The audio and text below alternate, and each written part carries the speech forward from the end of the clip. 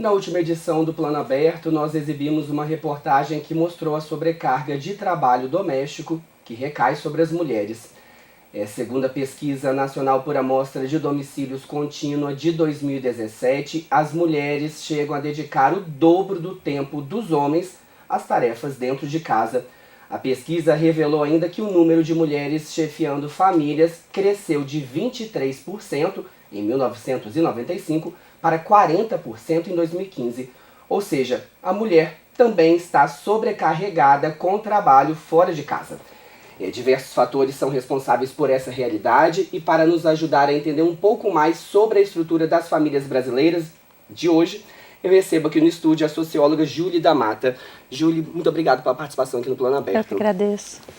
Júlia, a nossa reportagem exibida na última edição do Plano Aberto, ela ilustrou um pouco dessa realidade da sobrecarga de trabalho doméstico que recai sobre as mulheres.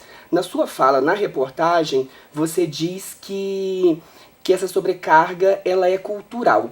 Isso quer dizer o quê? Que o trabalho doméstico ele ainda é considerado trabalho de mulher, é isso? Isso de alguma maneira sim. Há essa convicção, há essa separação entre duas esferas de ação. Né? A esfera de ação no mundo doméstico, do trabalho, do cuidado com os dependentes de toda a ordem, a sobrevivência, né? A viabilização da vida, e o espaço público ou político, que é o espaço do exercício da profissão, isso que a gente chama em sociologia de ação entre iguais. Júlia, as mulheres agora estão sobrecarregadas com o trabalho fora de casa. Elas foram para o mercado de trabalho e agora tem que dar conta do mercado de trabalho e do trabalho doméstico. Como que isso afeta a vida delas profissionalmente? Bom, primeiro é preciso ter em memória que a mulher sempre trabalhou fora de casa, né? A viabilização da vida em grupo é uma atividade cooperada. Num determinado momento, a gente começa a se organizar valorizando mais a participação na vida profissional, né, na esfera profissional. E, historicamente, o homem foi liberado do espaço doméstico para ir para esse espaço de realização profissional e a mulher, como se diz em sociologia, ficou da soleira da casa para dentro. Né?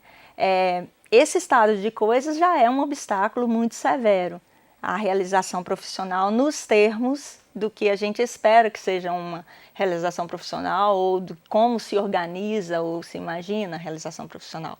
Um exemplo é a universidade. Né?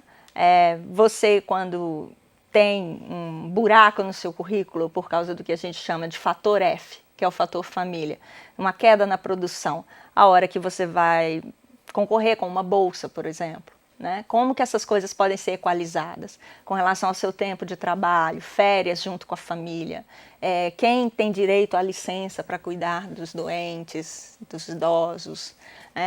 Esse tipo de divisão é sempre prejudicial. No sentido, a mulher tem uma desvantagem, ela tem que contar com essa desvantagem nesse sentido em relação ao homem. Sim, em relação aos homens, essa postura, geralmente, essa mudança de postura ainda é muito lenta, né? Por quê? Bom, essa é a pergunta existencial, digamos assim. Lento mesmo, como toda mudança cultural, né? Nós não temos uma receita para fazer intervenção cultural. Ainda bem que não, porque se tivéssemos, poderíamos fazê-la para o bem ou para o mal, né?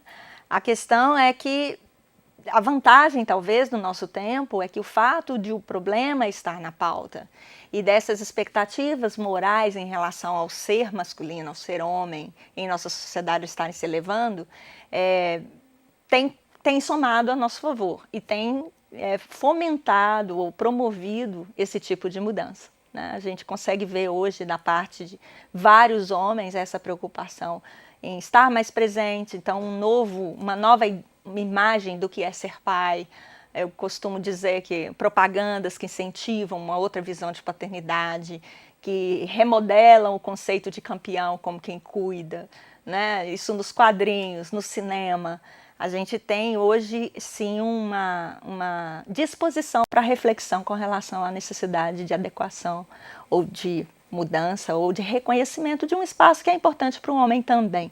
Sim, a gente percebe também um certo monitoramento assim, da sociedade mesmo com relação a isso, né? De cobrar do homem posturas, posturas que sejam de em conjunto com a mulher, né? De ações em conjunto com a mulher, né? A sociedade hoje em dia cobra isso também, né? Uma parte da sociedade, Sim. né? A autora que eu estudo, que é a Marianne Weber, ela diz isso explicitamente, né?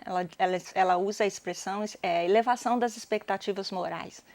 Nós vivemos uma civilização em que há uma desproporcionalidade nessas expectativas. As expectativas morais que são colocadas sobre a mulher, como aquela que cuida, aquela que se sacrifica, aquela que renuncia, elas são sobre-humanas, né? Ao passo de que as expectativas morais que são colocadas sobre o masculino e que determinam a organização do fazer nessa esfera mais masculina, são liberadas, né? É um tipo de ação que é liberado desse tipo de expectativa. Atualmente, o que a gente tem visto, eu costumo brincar que é o modelo Rodrigo Hilbert, né? Estamos caminhando, né? Temos refletido sobre essa necessidade de repensar, refletir, encarnar essa reflexão nas nossas relações. As relações parecem não resistir mais quando as pessoas não estão dispostas a adequar e demonstrar cabalmente nas ações delas que os dois espaços são importantes e eles são inextirpáveis, né? Não é uma questão de escolha, ou eu tenho família ou eu tenho profissão. Para homens e para mulheres, as duas coisas são muito importantes. Sim, sim. Mas, professora, é uma mudança de postura, mas é uma mudança também que requer políticas públicas firmes, ações de governos, né? Quais as ações seriam essas, assim, que seria necessário como política pública para a área, para pelo menos minimizar essa desigualdade entre homens e mulheres? Bom, a gente pode dizer que necessariamente são três dimensões. A dimensão das ideias, né, do que a gente considera valor relevante, aí é cultural, moral, depende da reflexão individual. Tem a dimensão da organização institucional, então dos espaços de trabalho, dos estatutos, regimentos que a gente segue, dá para fazer muita coisa nesse sentido.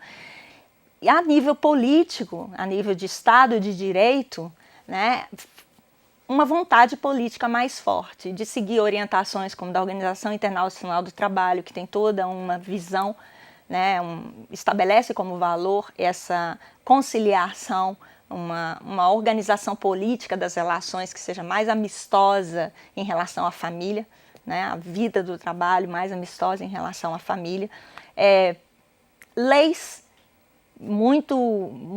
que tem um impacto muito imediato nesse controle lateral que você citou, né? Por exemplo, licença paternidade, né? Que ainda é uma coisa que tem que ser discutida, colocada em prática, essencialmente. Direito da família tirar férias junto, né? O casal com os filhos, os pais com os filhos, ou o pai ou a mãe com os filhos, conciliar férias de trabalho com férias escolares, por exemplo. Né? Organização do regime de trabalho, de tempo de trabalho, conforme a idade dos filhos.